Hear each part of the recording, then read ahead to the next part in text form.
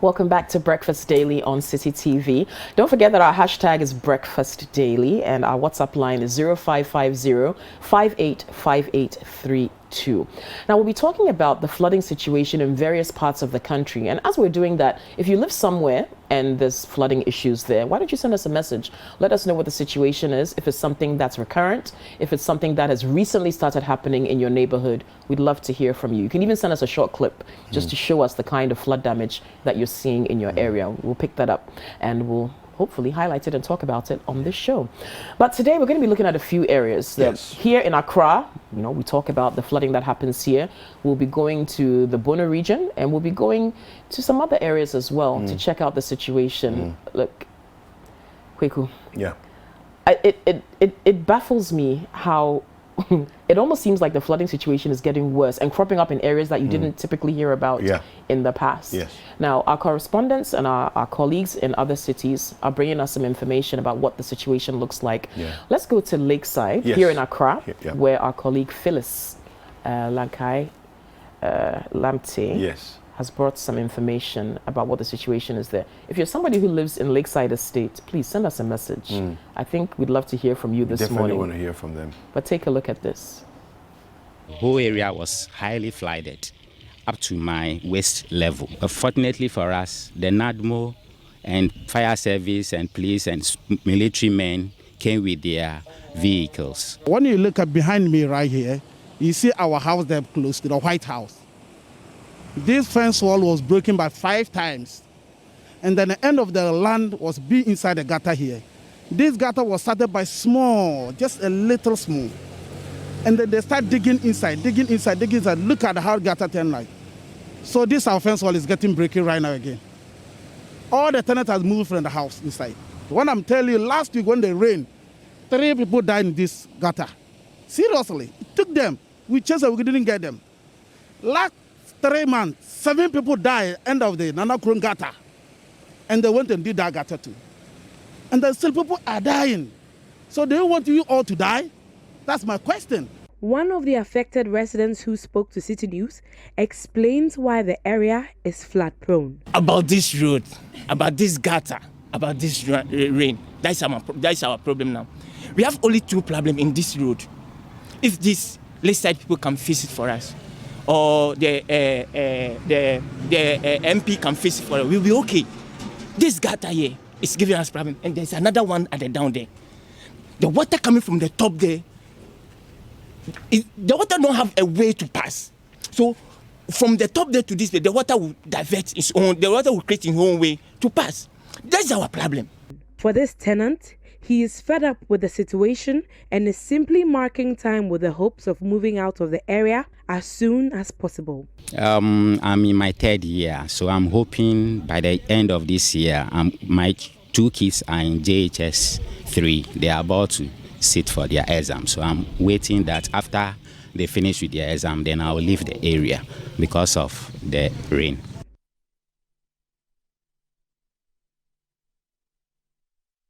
All right, so that's the report there by our colleague Phyllis Lamte. Now, this is a very serious situation that you've just seen there on the screens. Kokui, for me, a number of things come to mind immediately. Lakeside, quite a sizable, expansive area. It's a basin. The Lakeside area is in a basin. So water is running from the hillsides, coming down and settling down there, right? Now, there's a problem that we have in this country. There are a lot of ravines running around through Accra, okay? Right from the mountains, coming down through different channels, and water is always looking to go to the sea, all right? All rainwater is heading to the sea. That's the aim of rainwater, is the design, right? That's the divine design. It rains on the mountains, is heading towards the sea. That's the plan.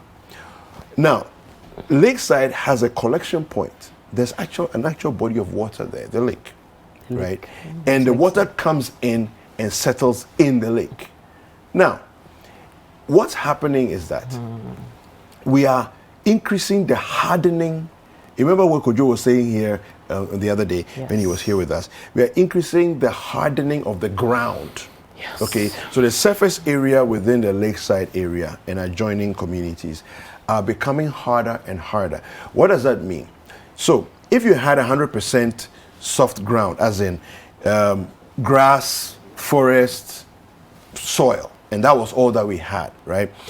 We are increasingly adding on the concrete surfaces. Now, with concrete, water cannot percolate into the ground. It's going to run off. So the more you increase the hard surface, the more that water that cannot seep into the ground has to find somewhere to pass. Yes. And this is basically what's happening with Lakeside. Now, if you're going to increase the hard ground, create gutters for the water that cannot sink into the ground to run into and flow out. But by some poor thinking, unintelligent planning, okay, we've created a system where we've just allowed everybody to build. And of course, when somebody is going to build their house, it's not their business to build gutters in the streets, but it is the business of those that build roads to build gutters. So, all over Lakeside, please, those of you who are watching, tell me if I'm wrong. Send me photos. Send us pictures here. 0550-585832. We want to see what your roads are like. All right? Send us pictures. We want to see that. A lot. I have driven through Lakeside a few times. Okay, and I've noticed that there's hardly any gutters anywhere. The roads are terrible. Yeah. Well, I mean, apart from that road, the fact the roads are horrible, but there's no gutters. Because there's a lot of water damage. Yeah, so the water is damaging the surface of the road because there's no way for the water to run off and go to. And this is a problem. I don't understand why any builder, contractor, town and planning, Yeah. let's go to them. If you're going to start an estate, Yeah. how can you be allowed to continue with construction if there's no drainage system? Yeah. Why?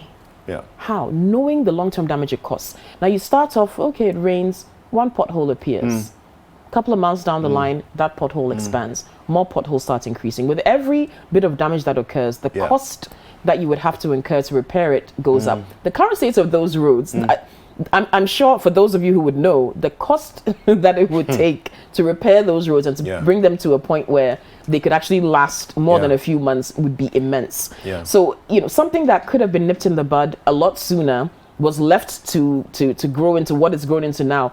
Honestly, I don't see how this is going to be resolved anytime soon because Yeah. it's so cost intensive. Yeah. But for people who live there and we saw in the footage, huge houses along some of these gutterless roads.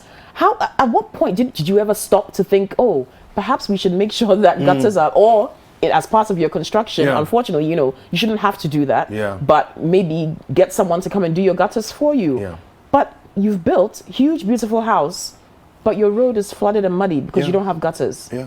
Well, Well, it's real. I mean, I think that for me, I'll fault those that give the permission Yes. for the building construction to take place, and those that sign off on projects like roads that you signed off that they've completed the project.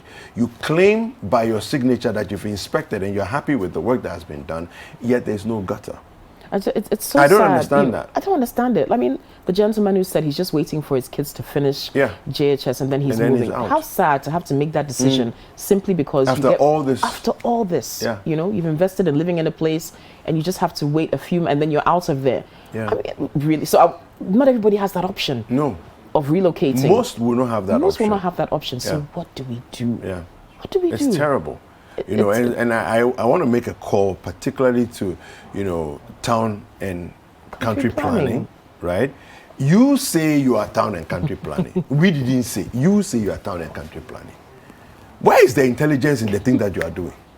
I don't understand it. It doesn't make any sense to me. Maybe somebody needs to tell us from town and country planning what the logic is for setting up an area. Number one, first of all, allowing people to go into an area to start building without roads, and then you come and build roads after the fact. And when you build the roads, you don't add gutters to the road that you're building. Maybe they should tell us. And this business of resurfacing roads, that when you resurface the road, you still don't put gutters there. I don't get it. I've seen some, look, there's some in my area, so I can talk about it very boldly, right?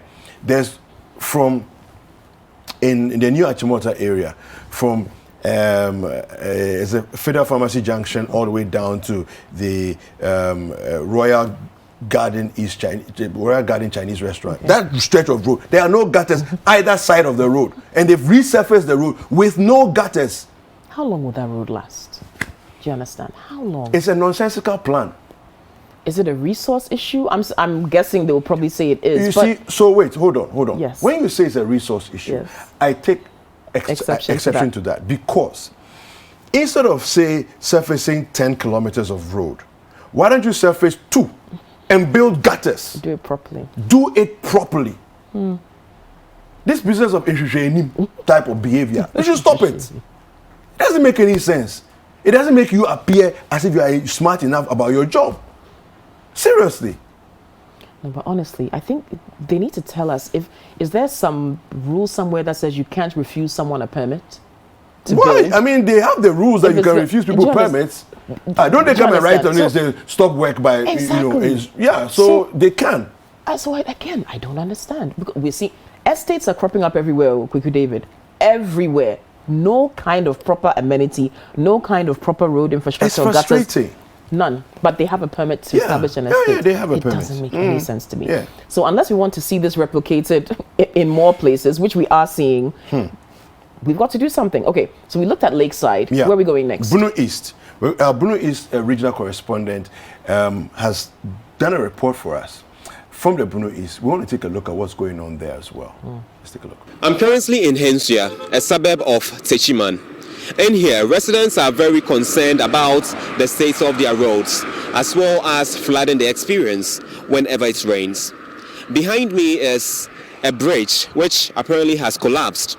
And from reports, on Saturday, the 25th of September, a 53-year-old woman, together with her granddaughter, who is 9 years old, were returning from the farm when, unfortunately, upon reaching this portion of the road, were carried away by the strong currents of the flood at the time.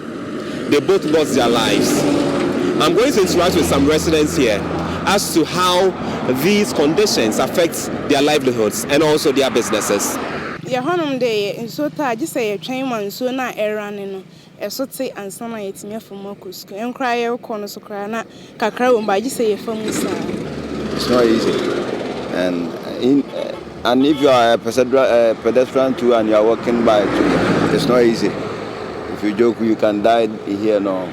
Following the unfortunate death of 53-year-old Ya Ejewa and her 9-year-old granddaughter, the Techiman South Member of Parliament, Martin Eje Mensah-Kosa, has visited the bereaved family.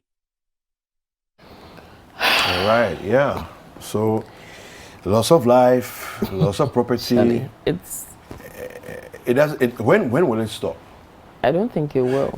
Because we've been talking about this for years. We're not talking about tsunamis, though. There's no tsunami, there's no hurricane, earthquake. There's no earthquake, any major there's one anyway. No tornado. None of these things, oh. And even countries in which those happen, they're so resilient that you barely see... Resilience is built on purpose. It's built, yes, deliberately. Resilience doesn't just happen, it doesn't fall from the sky. You build resilience into your system. Did you see the image of that road at the end? Yeah. It's like the under is like... It's being eroded. Something is eating into the road from the bottom of it. Hannah on Facebook says, Ghana and infrastructure, common sense are enemies. Yeah. I think you have an interesting point. I mean, I'm chuckling, but it's actually not funny at all. No, it's a serious situation. Why do we vote? Why do we have assemblies? Why do we have district assembly elections? I think for too long, the assemblies have taken us for granted. The governance of the nation, the governance, when I say governance, all the structures from the executive to all the arms of the executive down to local assembly have taken us for granted. And largely because we also didn't know better.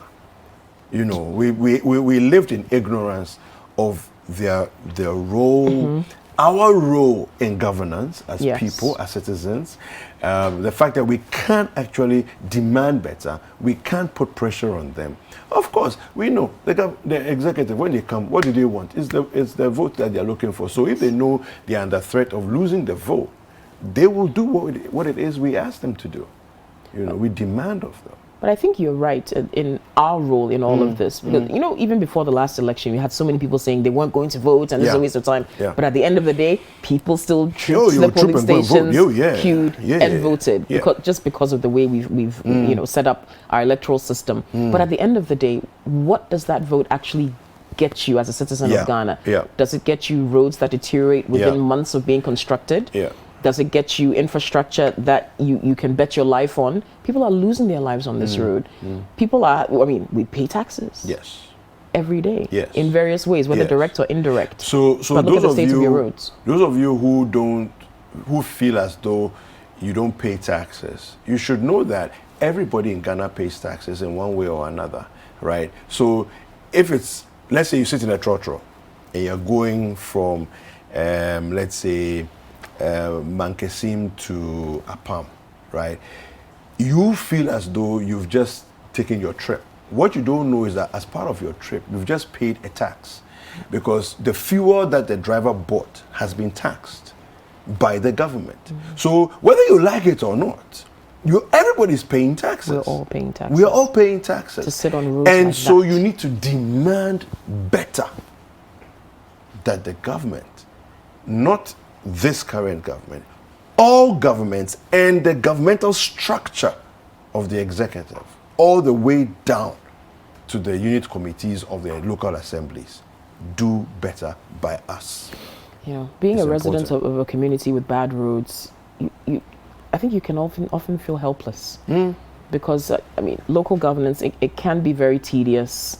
Who does what? There's all kinds of committees. You've got your unit committee, you've got your area committees, you've got your district assemblies, and then different committees and different units within all of those, and the approval processes for projects to even be embarked upon. It's quite convoluted, so sometimes it takes a while, and then you've got to see whether the revenue is even there to fix situations like this. Well, we do, like we said, we're going around the country. We do have a report also from Georgina Pia, who's our correspondent from the Central Region. Let's take a look. Over 1,200 people were displaced in Upper Dintra and Trifopraso following heavy rains in the area. Affected areas include Accra Town, Presentase, Aqua Krom, Abeswa, and Fi Krom in the Upper Dintra East Municipality. The rest are New York, Transukada, New Kokowase, and Banchiase in Trifopraso in the Trifo Atimokwa district. Residents have still not been able to return to their homes as at the time of filing this report. Speaking to City News, a number of the affected residents blamed the situation on illegal mining activities in the area. They feared water would soon take over the affected communities. Over 60-something years. This year no for 2 years. We are koba ye bien sure betobia na meduma na mo ya no ye bien sure betobia na irify adentra. Nsene de higher pa kakaka na nke rai fie hanom sin. Nti we de esra ban so onye hu bibi mai wa ye pa na chawpa. The Central Regional Director for the National Disaster Management Organization, NADMO, Joe Donko, spoke to City News on the magnitude of the flood after he assessed the situation. It has really caused more than 800 people homeless. Some schools have been evacuated. Others too cannot locate their children. We had one young guy, Adakwa. We lost him, a JHS final year student. We lost him a couple of days ago. SHS, yes. Just crossing, finding a way out to get something to eat. Unfortunately, he fell into a pit. That has been still a human activity that has been taken without covering. The Member of Parliament for Upper Dintra East constituency, Festus Ewua Kofi, maintained efforts to clamp down illegal mining activities on the Ofen River have failed. Advice I will only give the national security or the central government is that There is nothing the central government can do if the indigenes or the chiefs and the opinion leaders of the town don't give us the support. Because those people doing illegal mining on land, it is the chiefs and the family heads. Oh gosh, that was a report from the central region. Kweku. Yes. Just listening to the part at the end. Yeah. About the illegal mining and because that's another cause of the the damage to the ground, damaging the ground, which they are saying also is leading to flooding in the area and the impunity with which it happens. It will, because you're digging up the clay layer up and bringing the clay layer on top instead of humus being on top. And what do you expect to happen? So that's what will happen. Yeah, that is what will happen. Yeah. And as they said, they're looking for support from the opinion leaders, from the traditional leaders in the community, who are the ones sometimes enabling illegal miners to damage these roads. Yeah. What can you do? No, but I don't like the attitude of, well, we as central government, we can't do anything if the people in the area. It's like you're throwing your hands up, but you're elected for a purpose. So it's not my business to figure out how to solve the problem. It's your business to figure out how to solve the problem. And don't throw your hands in the air. I can throw my hands in the air. I'm allowed. But you're not allowed to throw your hands in the air and act as if you are helpless, okay, except that people help you. No, you figure it out. Sit at the table, come up with the plan, and figure out a solution. I don't like this thing where it's like somebody's in charge of it. Instead of doing their work, they are rather coming to complain to us. Exactly. Why? You see, whenever a life is lost, it's tragic, right? It's and terrible. we see in these reports over and over again loss of people life. Are losing lives, Children are losing their lives. Adults, the elderly are losing their lives. If that isn't enough of a catalyst to force action to repair the damage, then I don't know what else can be. Yeah, no. If loss of life isn't enough, then what is it going to take? Yeah. How many people have to die because of bad roads and flooding, or illegal mining and people losing their lives through that? Why? Yeah. Well, the loss of life and the flooding that's going on, it's not only in the south and even it's beyond the Bono East region, way up in the northern region. We have a report from the northern region as well. Let's take a look. Over 1,200 people. Flooding has become a major development issue in communities along the White and Black Volta rivers, as well as some communities within low-lying areas in the northern region. Official statistics from NADMO in the northern region indicates that last year, 130 communities were submerged, with 1,207 houses affected, while hundreds of farmlands destroyed. This year, though the Bagre Dam, which is often the main cause of floods in the region, was not opened, heavy rains left many parts of the region flooded. Some 104 communities have so far been affected, with at least 2 deaths. Victims of the annual floods say they want sustainable solutions, even though some chiefs have given out parcels of land for relocation. Communities like Nawini say they lack the financial strength. Using the NADMO as a pivotal point to link with any other NGO or non-governmental organization to come on our aid and help us. We are in this mess for so many years. We are tired, so that we can relocate for a higher ground. And anytime at all the water is coming, we know that we have a place that we will convey our things to. We just want the government to help us to get some place to sit and take care of our children. We already delivered and we can't go and leave the children too. If you have people from Tamale, Accra, but you can't just get up collecting your children to your people to take care of. Just you sit and just get some people to come and help us. It looks like from what we've shown you this morning, the whole country is flooding. Literally, we've gone from coastal belt to middle to north. There's flooding happening everywhere. A lot of it man-made. Let's be honest. One of the images that we saw, the videos we watched, there was a reference to an area in the central region that they call New York. Yes. Now, New York City, very populous city, maybe overpopulated, you might say. But they found a way to work with the millions of people who live and work in that city. There's a famous river in New York called the Hudson River. How many times do you hear of the Hudson River overflowing and flooding and causing damage in a city that probably has almost maybe half the population of Ghana in there? Yeah, it's because logistically they figured out a way to figured it make out. sure that That's will why we happen. have our scientists. You won't see somebody That's why going we to have our build a house engineers. on the edge of the Yes, Hudson. exactly. It's not done. No. You know, so- we have to think about these things. It's important. Okay. Look, people live in complex communities, complex places in the world. Okay. Places where we would suffer if we had those conditions. But they are building resilience in their societies. They are building resilience into their systems so that people can have a good quality of life. Okay. Yes. When we have 10 millimeters of rain and then everywhere is flooding. I mean, seriously. Doesn't make sense. People are having 100 millimeters of rain and they are still figuring out how to survive and not have Yes. everywhere flooded. Look at the devastation we saw in Germany, China earlier this year. I mean, you would have thought the whole town was a river. Yes. Have we heard that their roads all of a sudden disintegrating, No. that life has stopped? No. Yeah. Because they built with resilience, as you said. Resilience into your system. Yeah. Look, I mean, look at this. Yeah, look at This it. is It's in the northern terrible. region. And this is the north. Unfathomable. Okay, Yes. this is the north. Now the north is savanna, right? So you have vast flatlands that have, you know, there are not so many buildings as you will find in the south, but we're doing something wrong. Clearly, we're doing something wrong. Oh dear me. Nadmo, This is not the Bagri Dam that's been opened, though. No, rainfall. Rainfall.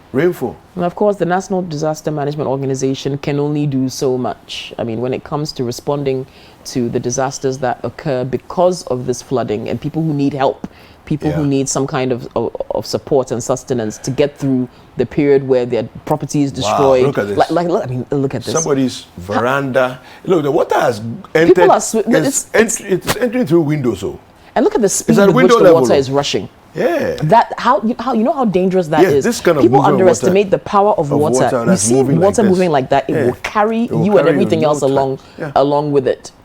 But yet we're still talking about it here on Breakfast Daily. Yeah. And absolutely. we'll probably be talking about it again, unfortunately. Yes, I know. Look at this. Look at this. Look, people are not asking for much. They're just asking for roads that are in good condition, that will serve their purpose for going to work and trying to earn a livelihood. Yeah. People are asking to not have to suffer from the effects of flooding on a regular basis. We can only make the appeal to the powers that be Yeah. to Absolutely. make this right. Absolutely. Well, we need to go for a short break. Larry from Dansuma says, wow, the floods from the northern region is terrible. Yeah. Well, yes, it is. It is. The WhatsApp line is 0550-585832. Don't go anywhere. We'll be right back.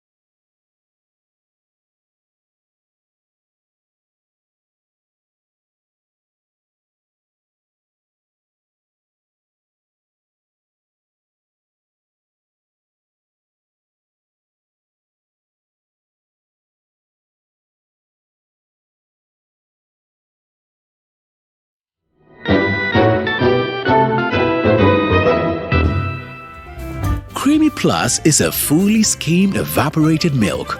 Creamy Plus is available in a shop near you. This message has been vetted and approved by the FDA. Around your humble servant, Kwakodumaba. And a tightness of crowd into the Mumpia. As well, that Jimmy. My 277. Osia Missa had been Maya. Papa, to go so. 2020 was a very tough year. 2021, dear. Mafia. First, me talk about Gary Kitwebi. Say the concrete and cassa and the medical medium. Happy, in the system, no wire ding. Has been so dear, but to me, I am a kama. I am young palm, the Miamato. Show me a miracle. It's showering cash with a grand prize of 100,000 Ghana cedis in the Airtel Tigo Tugumisu promo. Top up, do so much more on Airtel Tigo and earn points to win lots of cash. Dial star 500 hash and recharge 5 Ghana cedis to also win data and call minutes. Get Airtel Tigo. I tell Tigo, no, my dear, the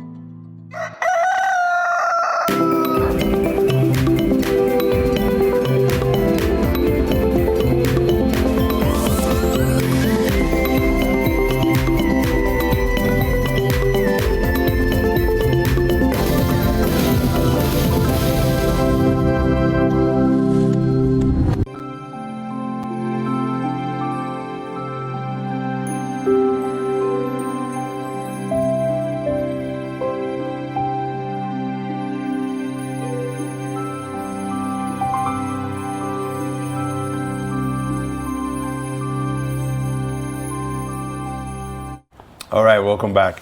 It's time for us to have a conversation about something else that has been, is going to dominate our space for maybe, the next few days.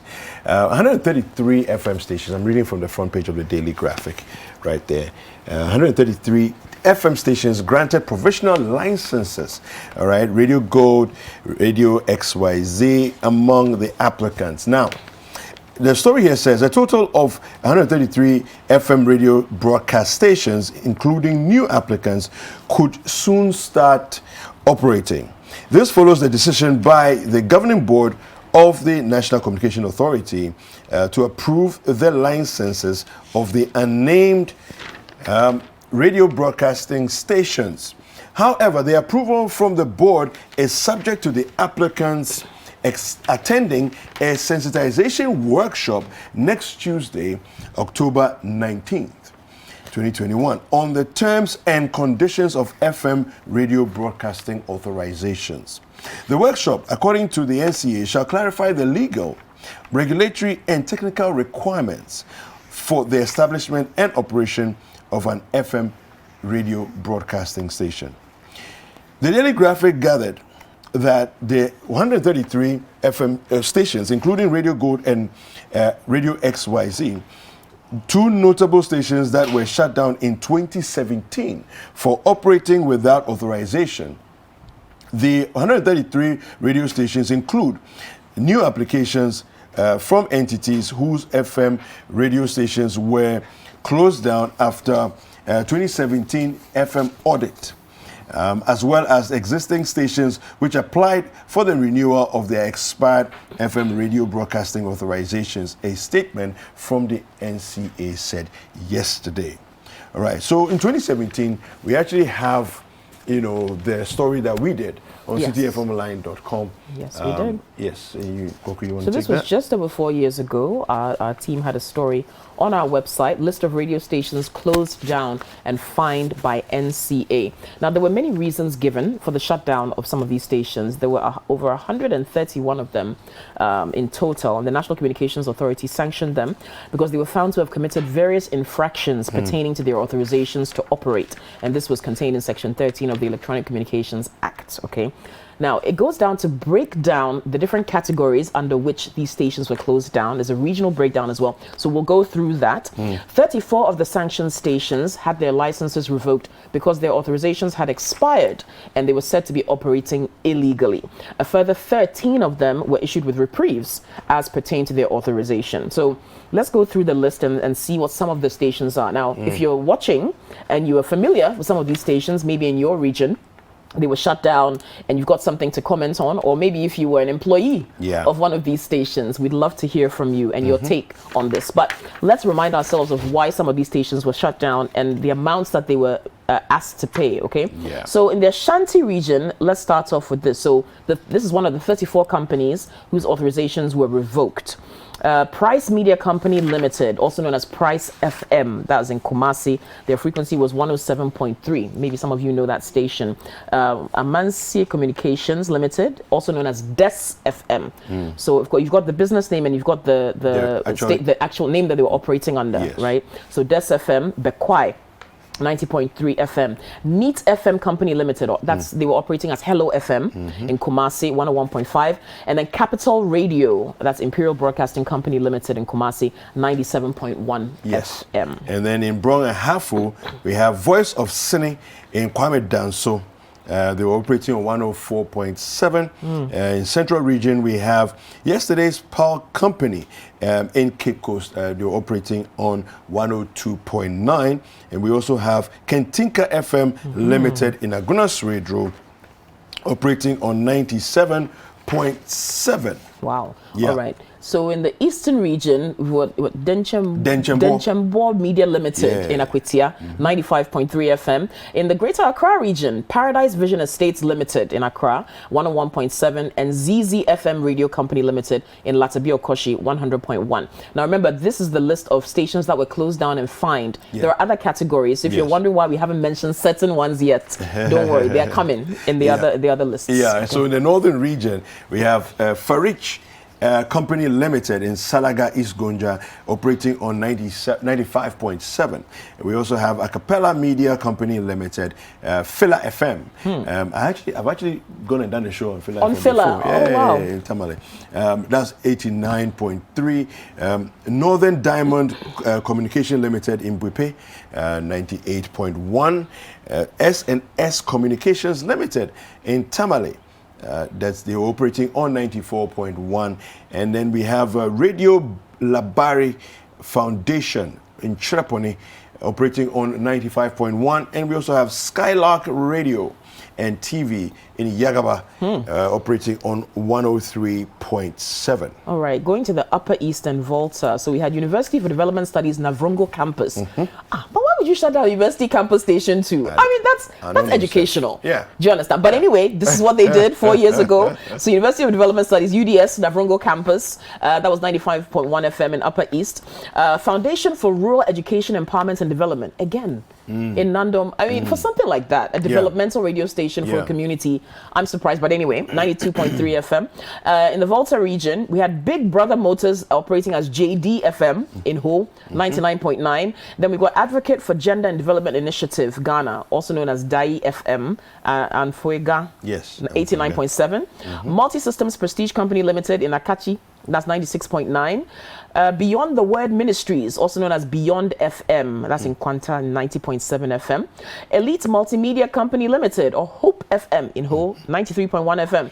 Scorpion Unit Security Limited, also known as Star FM in Hohoi, 95.1 FM. And Daro Kesi Media House in Kajibi, 94.7. And Gateway Communications Limited in Kwanta, 92.1 FM. Yep. All right. So then we also have in Western Region, 1962 Media Investment Limited in Assam Bia District. They were operating on 104.9. And then we also have Brosamine Radio Limited in Enchi, operating on 99.1.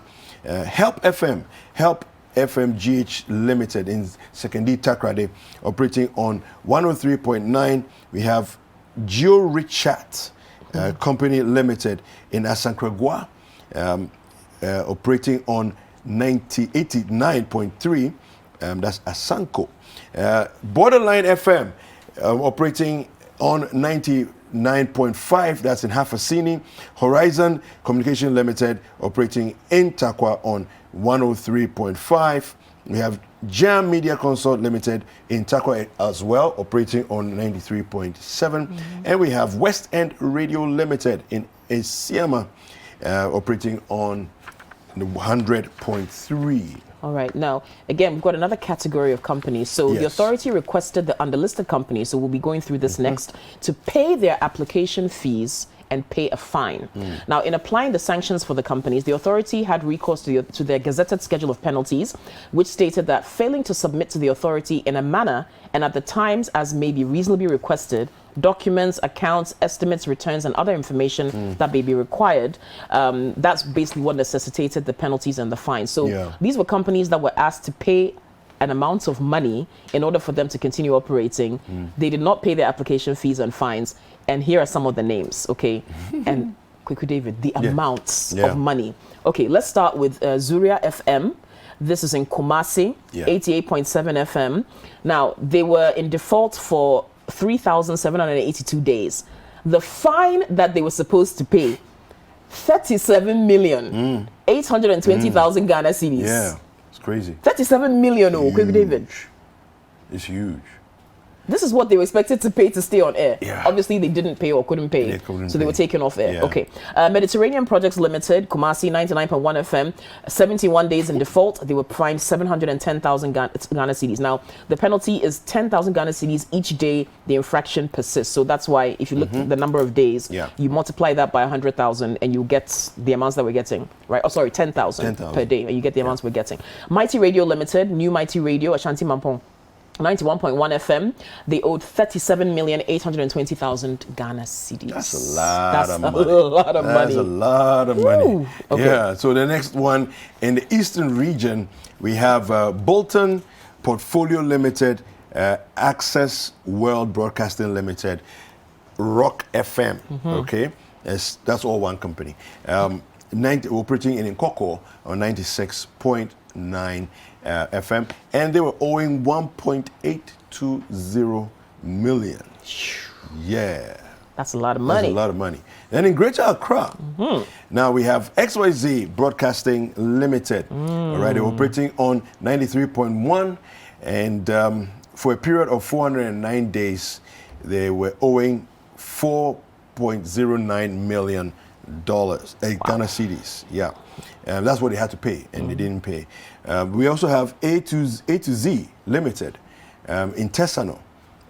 They were operating on 107.5, and for 408 days, they were owing 4.08 million Ghana cedis. Then we also have Agricult Limited, formerly Manya Investment Limited, operating on 105.1 FM, and for 121 days they were defaulting and owing 1.21 million Ghana cedis.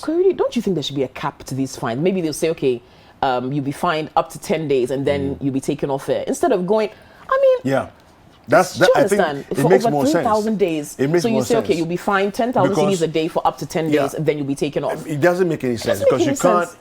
I mean, everywhere it works. So, for example, you have a driver's license. Yes. It has a validity period. Yes. There are renewal periods. Exactly. Okay, every 2 years. So, as soon as your renewal period is passed, you are in default. That's simple and short. You know, so you'll be arrested, you'll be dealt with. But the fine. This one is like. I mean, how we much know where they are, and you're just allowing them to continue to operate. To operate and to, incur these fines and fees. I mean, New Mighty Radio, no disrespect to anyone, but how do you expect a station like this to come up with 37 million CDs? And how much do radio stations even generate? Mind you, if they can't pay after 10 days, how are they going to pay after 100 days? Thank you. So just cap it. Yeah. Say that, okay, maybe for 10 days or a week, then we take you off. Yes. Then you settle. Because that one, they will come and pay. They will come and maybe you, if you're lucky. So it's manageable. Then if they can't pay the 10 days, because that's 100,000 CDs, then you know that, okay, you shouldn't even be on air. Exactly. But 3,000 days of fines, who's going to pay? Okay, let's go now to the Western region. Empire Entertainment, okay. Takoradi, that's 102.7 FM. They were in default for 50 days, so 500,000 Ghana cedis was the fine. They couldn't pay.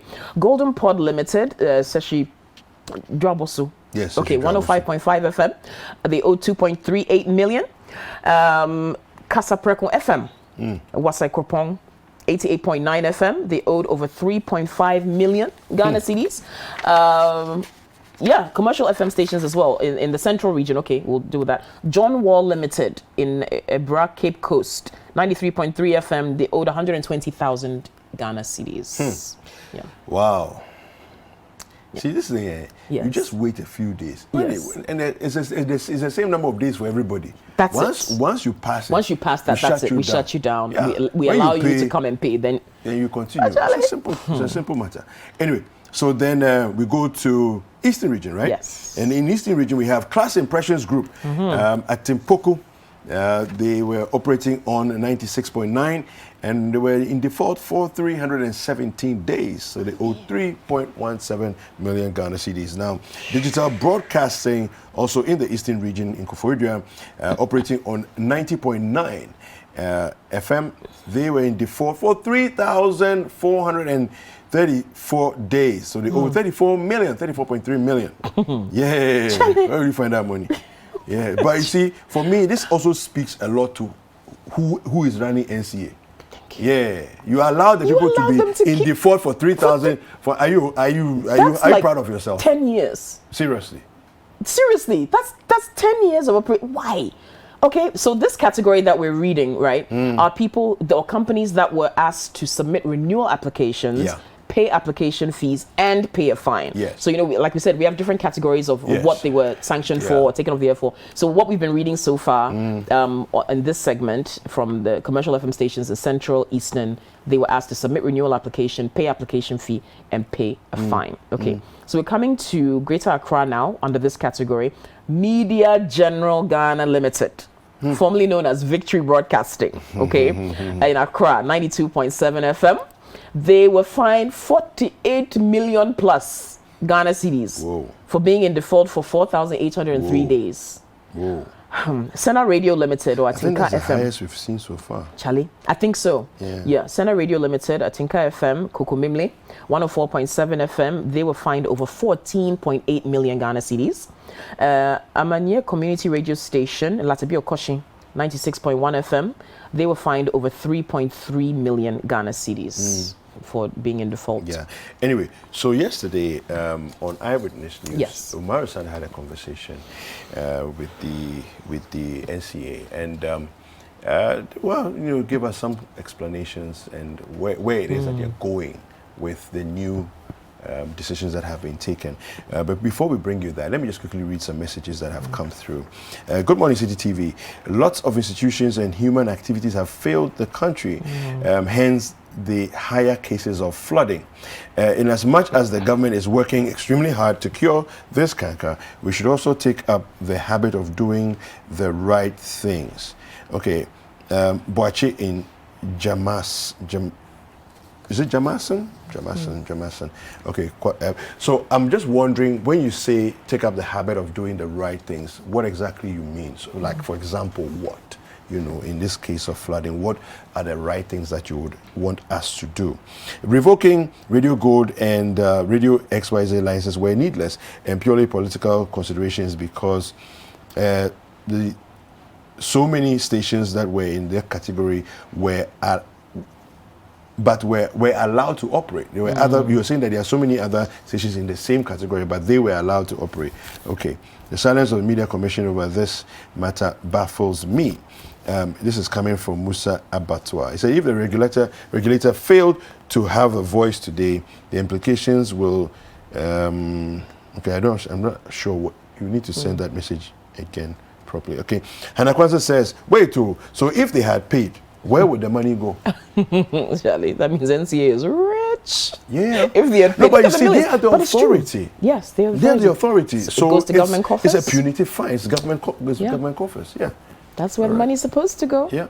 All right. Well, let's take a look at that insert that we have for you. We'll come back and continue the conversation. I think let me just put it straight that it is not 133 radio stations that were shut down that have been granted authorizations now. These 133 FM radio broadcasting authorizations include new applications and other radio stations that are actually existing now who have applied for renewal. So it is not the fact that we shut down and then we are re-granting authorizations for 133 radio stations. Okay, but this authorization you are granting includes those that were shut down in 2017, correct? Yes. Okay, why are they being granted authorization now, those that were shut down? Well, if you remember, or if you recall, when the NCA did the audit in 2017, we found that a number of stations had defaulted and had committed some various infractions, and these stations were fined. Well, some of the stations proceeded to take us to the Electronic Communications Tribunal, and then the tribunal actually ruled that the stations really had no authorizations, they were not valid to be on air, and as such, fines should be squashed. The tribunal also stated that the stations kind of had reverted to the status of a new entity, of an entity that was applying for a new radio station or FM authorization. So that is why they had to apply. After this tribunal's directive that they reapply, it is that reapplication that you are authorizing now? It's an application, not reapplication, because they reverted to the status of like an entity who is now applying for a radio station for the first time. I notice in your third paragraph, and with your indulgence, let me read it to my listeners. It says, provisional authorization shall be issued to the successful applicants at the end of the workshop, and frequencies shall be assigned to the applicants only upon the fulfillment of the conditions of the provisional authorization.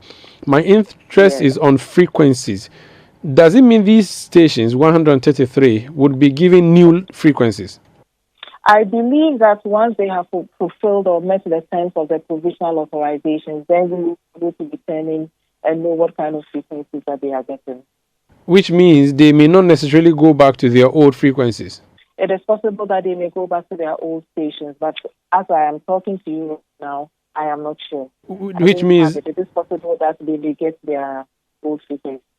So the among the list that was shut down, the controversial ones have been Radio XYZ, which operated on 93.1, and Radio Gold, which operated on 90.5.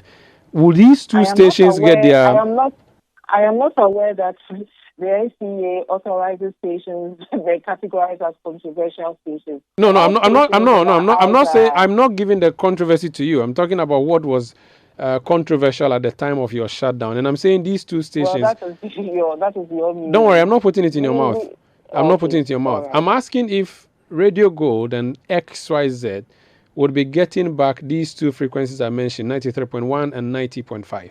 Well, I'd like to advise that we wait for the stations to participate in this workshop, which will actually clarify their legal, technical obligations.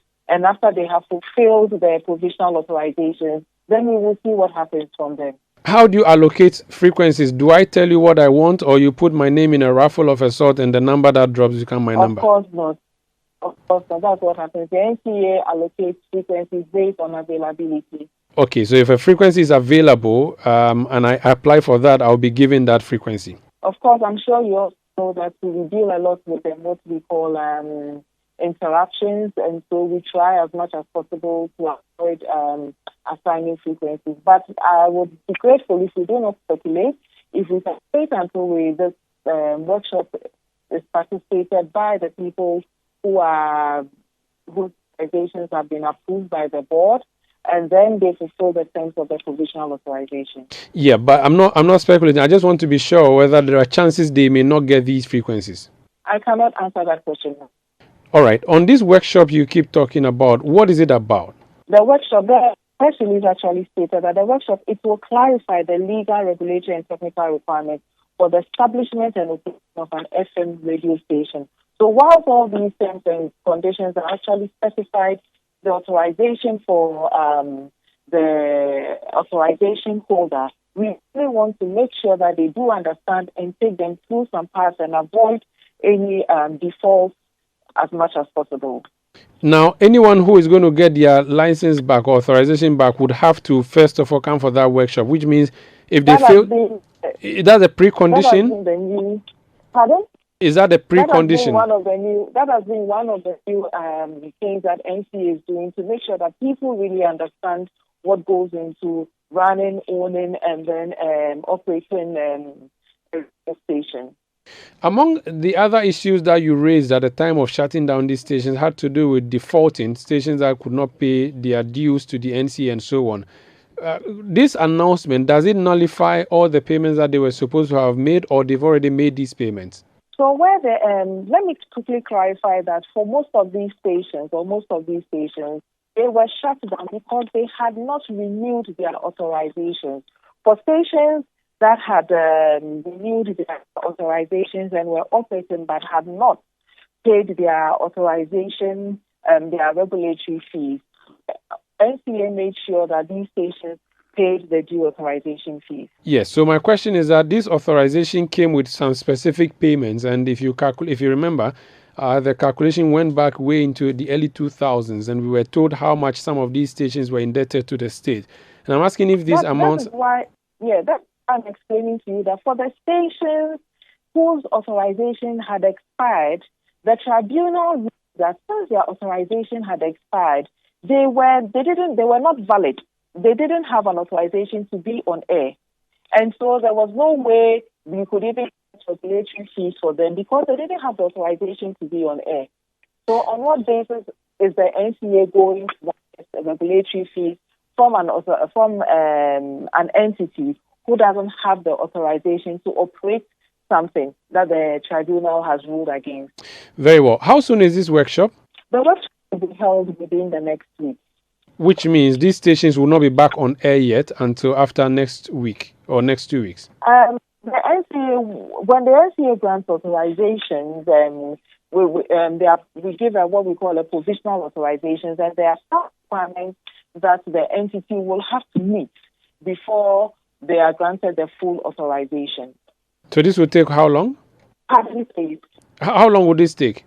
It depends on the station. It depends on how the station is able to meet the requirements as specified in a.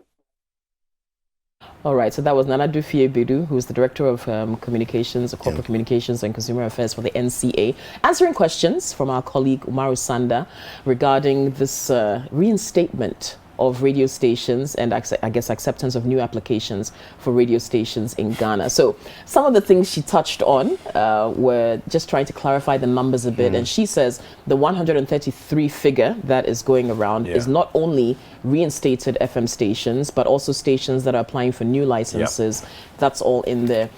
She also made mention of the tribunal that gave some FM stations the chance to come back on air and the reasons for that. She says she didn't give specific timelines as to when they will begin operations again, but she did say that they will have to attend a workshop to go through some of the regulations, etc. Very interesting. Obviously, we want everybody to act according to the rules and to operate according to the rules and regulations of the sector. Let's see how it goes. I'm sure in the coming days we'll learn a lot more, and it'll be interesting to see if some of the stations that are very popular that we know of and we know their frequencies, if they'll get those same frequencies, if they'll be given the same frequencies. She did say that there's a possibility that they may not get the same frequency because but as per which frequencies are available. Exactly. Right?